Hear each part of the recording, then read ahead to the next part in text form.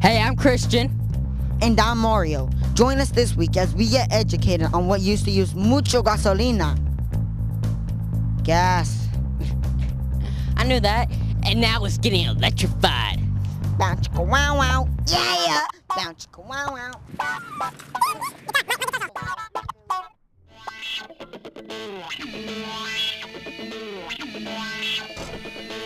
Years and years ago, you could pretty much drive around in whatever you wanted to.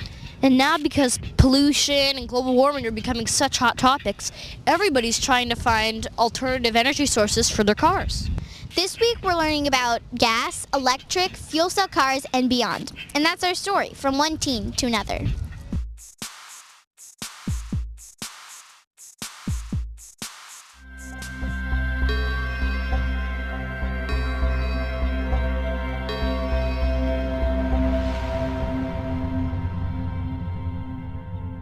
Electric motor power got started in the early 1800s. By a man named Robert Anderson of Scotland, he invented a primitive electric carriage on a small railway powered by a non-rechargeable battery.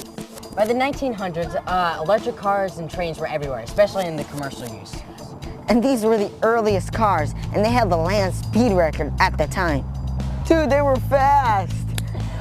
But this all changed once gasoline engines, or internal combustion engines, were invented.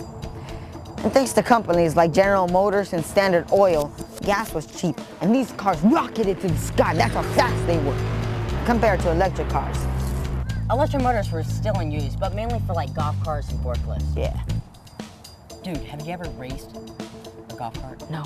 Dude, my dad's got one. Dude, we gotta race this, man. We gotta race this. Let's go. As the population of the world grew from 1.5 million in the 1900s to 6.6 billion in 2007, more and more cars and drivers were on the road today. Just watch your mom and dad's mood change when they get stuck in bad traffic. My dad wishes he was an angel and he was able to fly away. Words like unleaded gas, miles per gallon, four-cylinder, and carbon dioxide and global warming became more and more important. Much more than my grandpa's Himguda of the muscle car years. Hey man, that's a pretty fast car. And gas going from 5 cents a gallon to nearly $4 a gallon, and in Europe, $8 to $9 a gallon. Man, that's more than I get in an allowance. Dude, you only get like $9 in allowance? Now I know why people are looking for different ways to get around without using so much gas and oil. And we're seeing more and more electric, hybrid, or natural or propane gas vehicles on the road today. That's right. And these new hybrids are very cool because they combine internal combustion engine, or ICE, with the electric motor. It's basically a battery that's charged by the car itself, so you don't have to plug it in like an electric or EV car. But what's right on the horizon of technology is the fuel cell cars. It's basically a battery that doesn't need recharging as long as hydrogen and oxygen fuel are supplied. NASA has been using fuel cell technology on their space shuttles for some time now. Fuel cell is made of electrochemical reaction, which is when you combine hydrogen and oxygen fuel in a non-combustive process, only electricity, heat, and water are produced. Wow. Sounds like you have to be a scientist to figure that one out. Almost had to, man. But a car using this technology is highly efficient and non-polluting compared to regular gasoline-powered cars.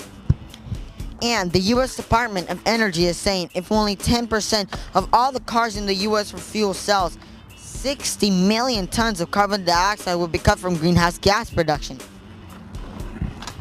Dude, man, I think these cars might be our future. Yeah, you're right. And in 2007, one of the car companies using and testing this energy is Honda. Now, it's Amber's time to shine.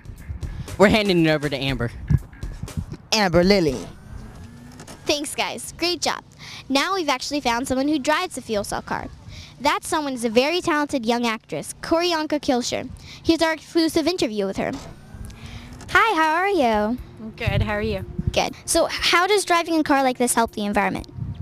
Well, first of all, it's a zero emissions car, so it's really great having here in Los Angeles, which is basically a parking lot when you're on freeways and things. And it's zero emissions, so and the exhaust, what comes out of the exhaust part is just water. It's so clean that you could drink it, and what I really like about the hydrogen and why I'm not driving a hybrid or an electric car, I really like the hydrogen. I found out about it actually when I was like 14, and I put it in my head I was going to make it as my first car. And I love the fact that it can be made from renewable sources like solar and wind and all these different clean energy sources and renewable sources. So does it drive like a regular car? It drives like a regular car, but it's so quiet, and I mean, it has kind of more power and oomph in it, and I don't know, you'll see when you drive one day. So does it have a good sound system? It has an awesome sound system, and believe me, because I'm a teenager and I love listening to music very loud, so it does have a good sound system, and I haven't broke the speakers yet. So is it hard to find fuel? No, I mean, of course there's not fueling stations like gas. I wouldn't be able to drive to like New Mexico or something that far, but I mean, yeah, there's fueling stations pretty much everywhere. I've had no problems with it. There's one actually right where I live, just a few blocks away, so I get to fuel up there every 3-4 days, and I'm off on the road free, so. What do you hope to accomplish with all of your hard work?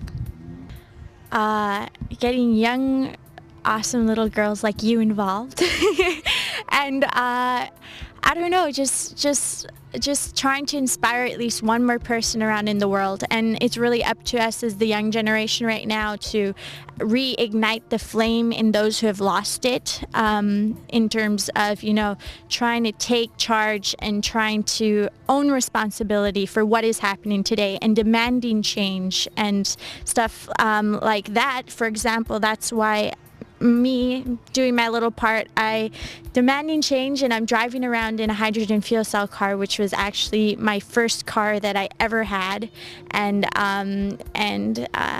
I've never pumped a gallon of gas in my life, and this is just my little contribution of me trying to do my part. So, Wow. I want one. Well, thanks. grow fast. Well, thank you for letting me interview you, and I really do like the car. I like the color. I do. It's cool. Cool in that car. It's bluish Cruise the purple. park? Is it on? Yep. Right now the car's on. Bye, sissy.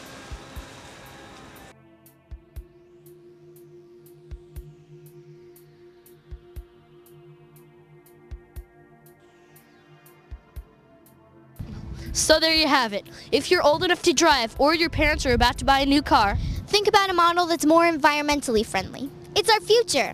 This is Amber and this is Sean with Global Broadcast for Teens. Until next time. You can join us up here. One of the drawbacks